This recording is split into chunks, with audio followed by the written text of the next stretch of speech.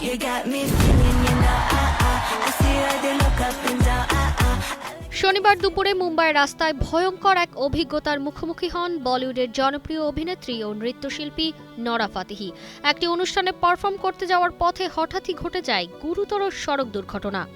I have to reiterate, don't drink and drive. Don't do it. নোরার গাড়িতে সজোরে ধাক্কা দেয় একটি বেপরোয়া গাড়ি। পরে জানা যায় চালক ছিলেন মদ্যপ। প্রচণ্ড আঘাতে গাড়ির ভেতর ছিটকে পড়েন নোরা, মাথায় লাগে জানালায়। ঘটনার পর সামাজিক যোগাযোগ মাধ্যমে ভিডিও বার্তায় নোরা জানান, এটি তার জীবনের সবচেয়ে ভীতিকর মুহূর্তগুলোর একটি। তিনি বলেন, বেঁচে থাকাটাই সবচেয়ে বড় কথা। টানা তৃতীয়বার অর্জন করেছে দেশের সেরা সুপার ব্র্যান্ড স্বীকৃতি Bashundhara tissue.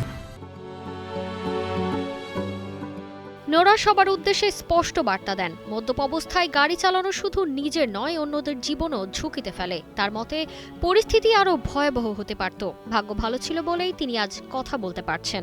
Right in front of my eyes, and I don't wish that upon anybody, and I'm just grateful that I'm okay.